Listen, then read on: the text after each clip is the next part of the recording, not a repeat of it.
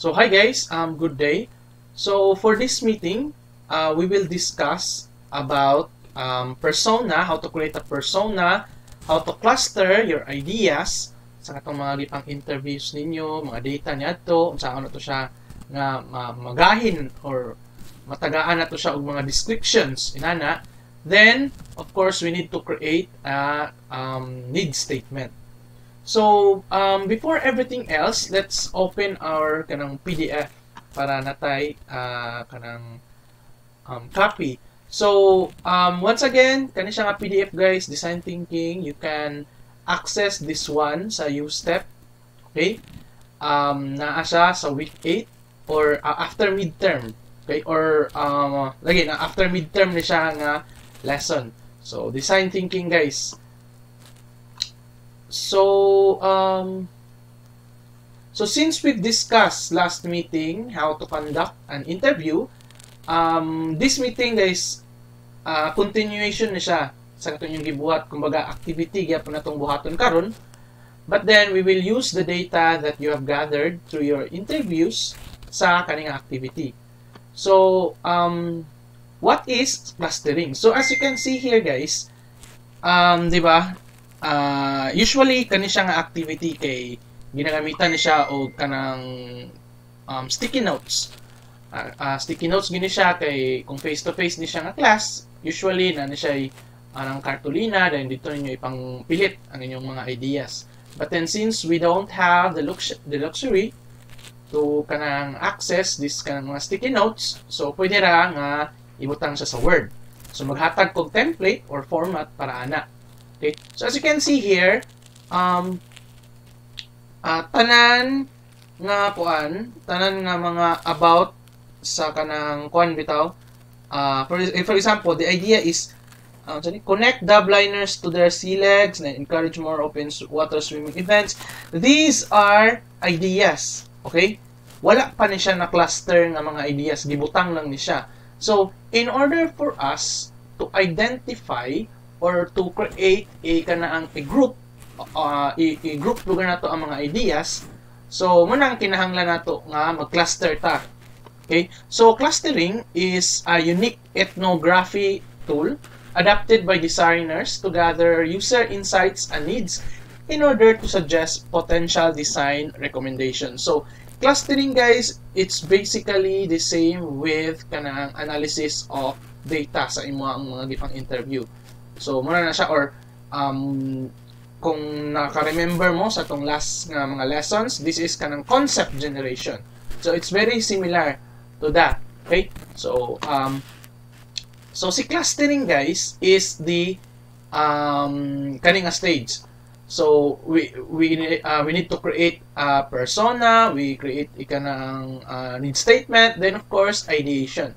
So, either of the three guys, para sa ko, ang pinakaunang gideburaton is ideation. Then mag-create of persona, determining needs. Sa amo, okay? Pero you can also create your persona first, your need statement, and then ka mag-ideate. Okay? So, depende na sa inyo ha. Pero right now, I will discuss first kung sa'y pag-cluster sa inyong mga ideas or ideation stage. Okay? So, example lugar guys is let's have kining ako so kani. So, don't worry, I will send this one sa group. Okay? Apil ni siya sa ako ang isend nga kanang format. So, first guys is I want you to kanang put your problem here. So, ang problem, di ba, using our topic or kanang ako ang example nga problem last meeting. So there is no means to identify the number of people that enters the university. So muna ko ang initial problem ani. Okay? So my problem statement, so you just need to copy your problem statement sa last ng activity. So how to identify the number of people that enters the university. So in order for you then to cluster your ideas, I want you to group your ideas into three. So first is feedbacks from stakeholders. So all data, all kanang mga interviews ninyo nga gihatag feedback sa inyong mga stakeholders or clients or sa katong mga gipang interview ninyo, mga interviewees, you put it sa kaninga column. Okay? So diyan ninyo siya ibutang. Dayon ideas from the proponents or you and your group. Okay? So in this stage guys, di ba, of course, you gather the data, the feedbacks from stakeholders. So, of course, I need you also to create your ideas. So, in creating ideas, guys, as long as mo kuan siya sa imo ang problem statement, ma-relate siya sa imong problem statement, mao na siya. Example of kanang ideas lugar is create a machine that counts the number of people, di ba? So, sa itong problem statement diri, how to identify the number of people that enters the university. So, niswak siya. Okay? Kaya ang atong ideas sa kaning prompt the proponents, ang atong basis ana is ang atong problem statement. So, it's very important that our problem statement, guys, is dili siya specific. Okay? General siya. Okay? General man na how to identify the number of people because there is no kanang there is no method on how you will identify. So, general siya, di ba? So, in your kanang column here, na ideas from the proponents, I want you to generate ideas on how you will create your prototype based on your problem statement here. So, of course, next is kanang build an automatic gate that hinders people from entering with a number of people with a number of allowed people inside exceeds. So, this means, guys, na if kanang makasulod mo sa eskwelahan bitaw sa USTP, di ba naman kanang gate dira? Tapos, kana siya nga gate, pag musulod ka na, mutuyok man na siya, di ba? If kanang nakabantay mo, mura siya, let me draw this one na lang. Kumbaga, kung ang isometric view niya na, muna siya, so, so, maning gate. So, naa siya'y kanang tulo ka buk-ana bitaw din na. Okay. So, munang tigpugong sa mga tao kung makasulod ba sila o dili. Okay? So, ang idea is to create or to build an automatic gate that will hinder the people. So, in this case, if karang mudako na lugar ang counter or malapas na ang counter o let's say for example taman ra ang mga tao nga makasulod sa USTP 1,000 ra ka buok. So let's say for example musulod si 1,001. So ang gate automatic dili siya nga magpasulod o tao, so munang ma-barred siya or dili makasulod si 1,001 nga tao. Then materials should be cheap. So, of course, di ba? Application sa atong problem statement. So, muna, ideas from the proponents. So, cluster all your feedbacks here sa kaninga column, ha? Then, of course, you may delete this one, guys. Kana siya kay, kuha lang na siya, guide lang na siya, ha? Guide lang na siya. So, ideas from the internet, meaning those ideas that you gathered using the internet. Okay? So, if naka-search lugar mo dito nga kanang gate, kay, for example, this one, the gate must be magnetic and rotatable to ensure efficiency. So, magigingon sa internet nga idea. So, i-write ninyo, ana. So, any ideas from the internet based on your problem statement or that is related to your problem statement, ibutang dira. Okay, let's say for example, ang inyong problem is more related sa network. So, the internet says that in order for you to actually limit the user, ingon si internet dito or na idea si internet na use IPsec tunneling or use this application to limit the number of kanang students that could access the Wi-Fi and so those ideas that you found in the internet, put it there. Of course, ha? So, ana ra na siya. Of course, you need to paraphrase, guys. Do not copy-paste. Kaya kung i-copy-paste, matawag na siya o plagiarize. So, just kanang summarize or paraphrase your sentence. Okay? So, ana. So, I want you to create kanang feedbacks from stakeholder. So dapat in this column dapat maka-fill up mo at least 7 ideas. Gibutang na ko siya at least, guys. Okay, what if limar tabok inyong interview, so diba, basig gamay ra lang ideas inana. So kung daghan ibutang ninyo, so tanan nga mga ideas from your stakeholders, guys, or any feedbacks, it doesn't necessarily dapat ang feedbacks, guys, kay solution. Pwede siya ang feedbacks niya is nag-ingon lugar sila, for example in this one, nag-ingon lugar siya nga kanang ningon si client nga kanang pag musulod ko kapoy kay tanan kay maglinya pa. So put it there, feedbacks from stakeholders. So yun na. Okay, next is ideas from the proponent. So I want you to create your own ideas based on your problem statement here. Okay, so I want you to fill or to create 7 to 10 sentences or ideas on this one. Okay, so 7 to 10 lang. Then ideas from the internet should be filled with 5 to 7 ideas. So all in all, guys, since tuluman mo or naiuban mo pat ka buok, so tabangin ninyo ha. So nabay mag-create sa inyong feedback sa stakeholders, ang isa kay proponents, ang isa kay ideas from the internet. So kamoy bahala ana, guys ha. So try to disseminate your kanang work sa inyong mga kauban. Okay? So after na mag-cluster mo mga ideas, guys, we will now proceed to creating a persona. So sir, how will we create our own persona? So from the word itself, persona, guys, or ang root word is person. So you need to create a summary. Okay, so tana to diri. So a persona, guys, is a kanang fictional representation of an aggregate of real users. So this persona that we are talking about is kanang muna siya ang murag summary sa mga gipang interview ninyo. Okay? Kumbaga representation na siya sa inyong kwan. Let's say for example, nag-interview ko napulo ka mga tao. Okay? So, kanang napulo ka mga tao, mag-create ko og isa ka fictional representation ana. Okay? Fictional representation, guys, kay pwede ra nga mag-search sa kanang mag-search sa Google. Let's say for example, mag-search ko avatar example. Agar. So kana persona na ko ni.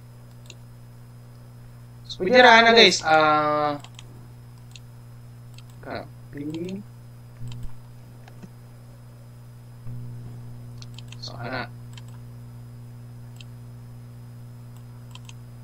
So, example kana ra, i-copy paste ra na ko na, pwede ra gid na, guys. Doesn't need to actually na mag-drawing jud mo, dili na siya necessarily, okay? So, example. Let's have an example here. So, an example of this one, guys, is kani, okay? As you can see here, this is the kanang example avatar na ilahang i-create. So, I want you first to kanang based from your feedbacks or based from the interviews that you have kanang conducted, okay? I want you to summarize their personal information. So, sir, what do you mean by kanang summarize their personal information? Of course, I want you guys to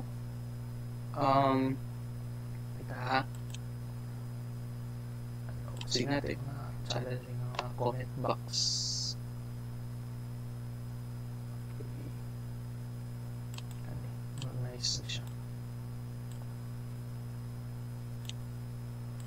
So let's say for example kani.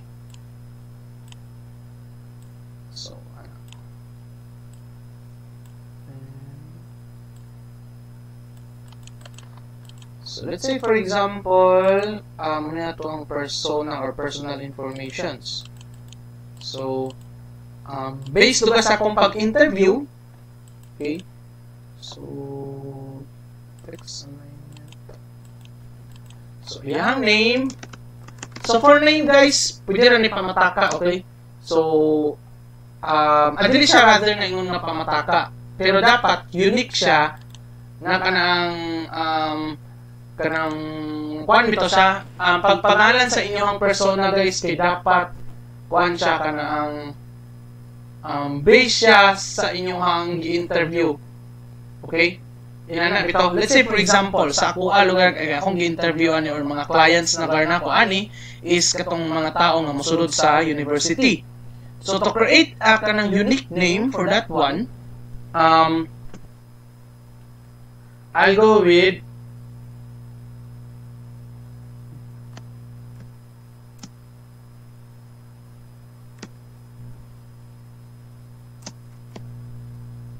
so since I am kanang ang ako ang project lugar or problem statement kay ang nang gi-involve man kay let's kuan natin dyan kay babae man din siya, Mary Go Gates. So nakita ninyo ang pandiri or ang akong ginapasabot nga name. Since ang ako ang project guys is kanang more likely mabutang man siya sa gate, okay? So gipangalan ako siya og Mary Go Gates.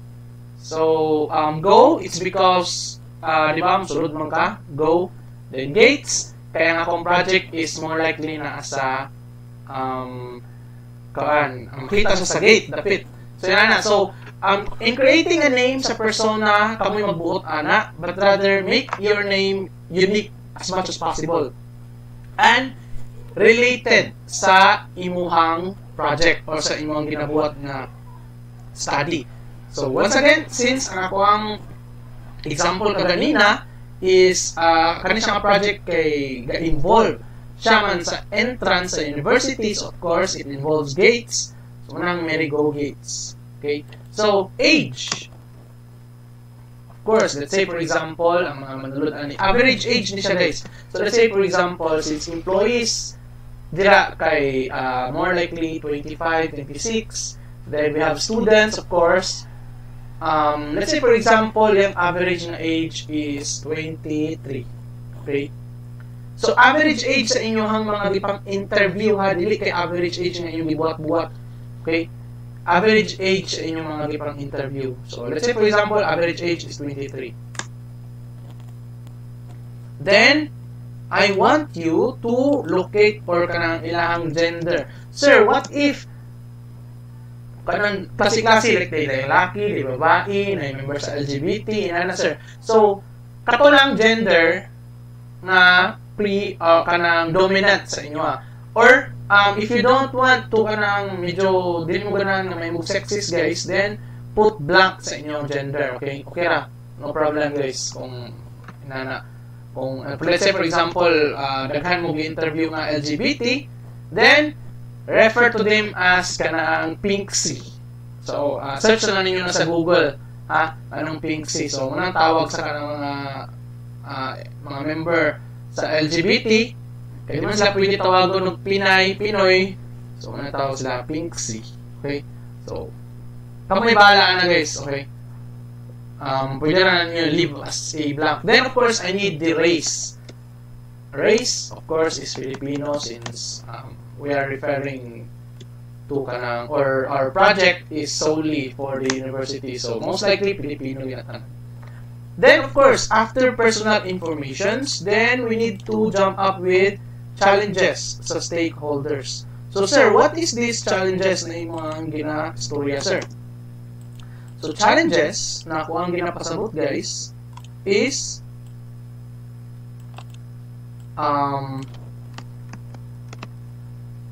unsa ilahang mga kalisod. Okay? Based sa inyong mga interview, unsa man ang ilang mga hinanaing.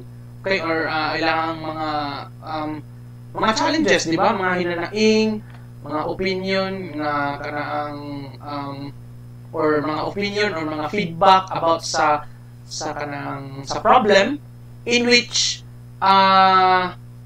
mura siya og kanang feedback nila sa ilang mga problema nga nakita. Let's say for example, sa ako since we are talking about katong gates man, di ba, or counter. So, ang nakita nila nga problem is dugay makasulod sa USTP. Walay social. Guys, of course, dapat English di siya. Ako lang gibisaya para dali. Ako lang gibisaya. Walay social distancing.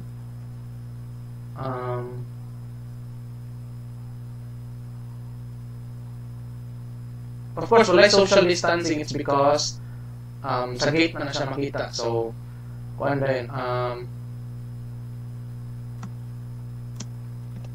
dili makabalo kung pila na katako sulod. So, those are the challenges of our persona, si Mary Go Gates, okay? So, ang challenges, guys, most likely, I'll require you to have 3 to 5 ka-challenges, okay?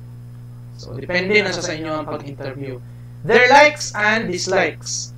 So, I think this isn't kanang kuha na. So, wala na ito ng likes and dislikes. Okay? So, motivation sa inyong client. So, motivation.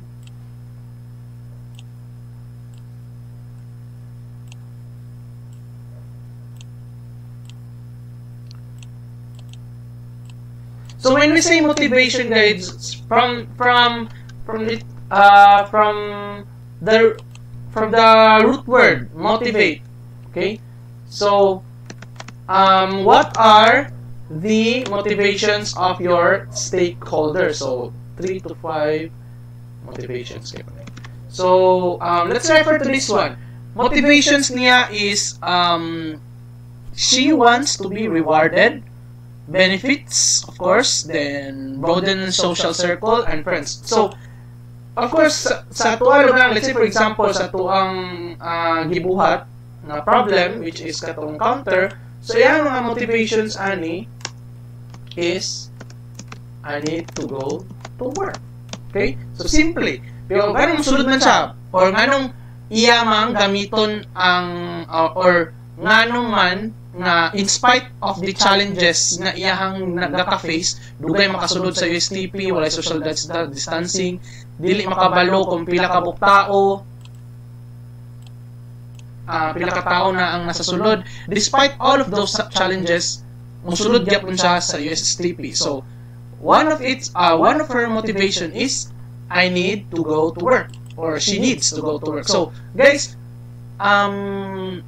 since this is a persona, dapat ang inyong mga sentence ani is naka first person. So I ana. So most likely I need to go, I need to run, I need to be happy, may nana. So make sure that your persona is in kanang first sentence na form. So I need to go to work.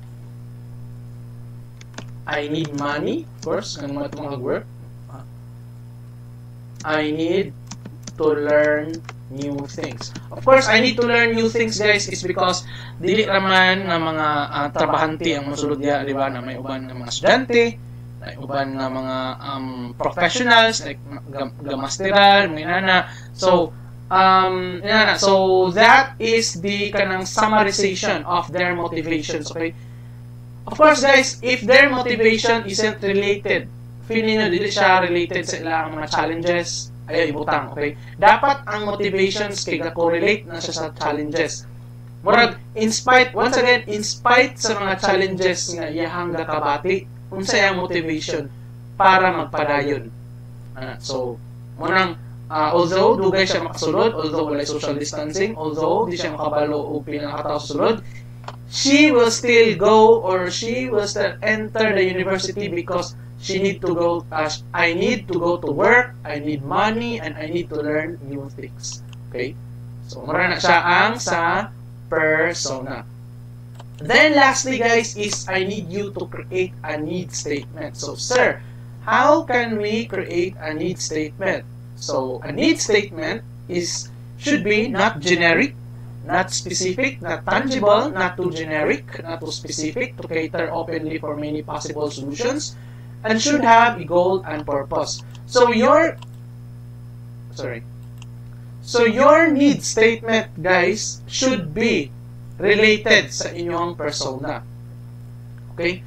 So, in this one, I created a need statement na I need to observe social distancing protocols within the university in order to avoid getting COVID-19.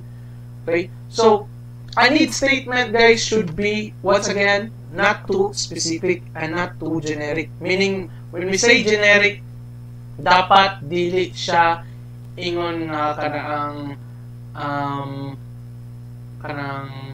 ito niya. Dili siya ingon bitaw nga kanang ang imong solution kay isa ka buok or balik-balik nga solution na. So, in a need statement, guys, first yun na inyong ibutang is dapat nagi I need. Okay? I need yun na pinakauna nga kanang phrase na inyong ibutang. Okay? So, then, of course, guys, dapat ang inyong need statement is related sa inyong persona. So, sa tanan akong ipang-butang diri, ilang informations, ang ilang challenges, ilang motivations. Kung mabantayan ninyo, ang need statement nako is dili siya, or rather, correlated siya sa challenges and sa motivation. Okay? From what we've seen here, social distancing, and of course, this one, I need to go to work. Diba? So, a good need statement should be kanang related anang duha. So, by kanang using these two, walay social distancing, and I need to work.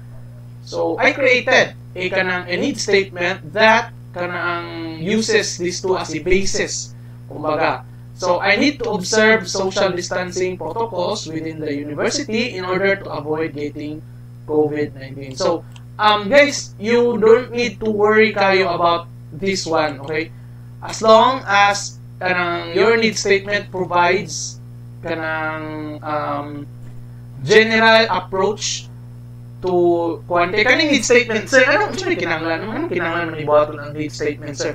Because a need statement, guys, defines your persona and unsay kinahanglan sa inyong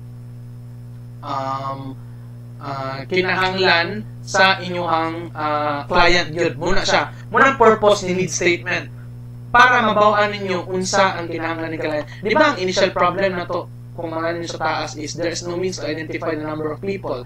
But then karon sa ato ang need statement based sa ato ang persona, I need to observe social distancing protocols within the university in order to avoid getting COVID-19. So, within this need statement, guys, we can create a prototype that kanang answers the need statement. So, dili na lang data mag-create o counter di karon, dapat mag-create pud ta o prototype nga ma-answera niya ang need statement, in which dapat ang prototype kay ma-observe gyapon niya ang social distancing protocol. So, pwede ta nga mag-create ani og kuan kanang aside from the counter, so pwede ta mag-create pod o kanang kanang timer in which dili makasulod diretso ang next na tao musulod sa iya, so magulat siya sa mga 10 seconds 20 seconds siya makasulod para ma-observe ang social distancing protocol. So inana, guys, a need statement is something that summarizes the need of your persona or your clients. Okay? So, based sa ilang mga informations na ipanghatag, you need to create a need statement. So, So, example of a need statement. So, I need to be happy. Kita man, grabe ka generalize or di siya specific. I need to have an aircon so I can be happy. I need to feel comfortable and have a sense of belongingness in my workplace so I can be more efficient in my work and be happy. So, from each kanang need statements na I need to be happy, nahimo siya og kanang I need to have an aircon so I can be happy. Then, ilang gi-revise na sa pinaka kanang general nga form. I need to feel comfortable and have a sense of belongingness in my workplace so I can be more efficient in my work and be happy. Okay. So, kung makuha niyo siya dire, hindi siya specific, kaya wala siya gina-provide na solution, but rather, ang iyang gina-provide ani is unsa ang kinahanglan sa iyang clients based sa ilang interview. Okay. So, muna siya ang need statement. So, muna ang inyong activities for this week, guys. So, once again, wala ni siya ingon na kanaang wala ni siya deadline, but then you need to do it good kay para dili magtambak inyong mga trabaho. So, if you have any questions, guys, feel free to ask me, ha. Then, of course, you may kanang chat me, you may use our kanang thread sa ato ang FB group para sa mga queries ninyo. So, that would be all, guys. Thank you and have a nice day. Goodbye.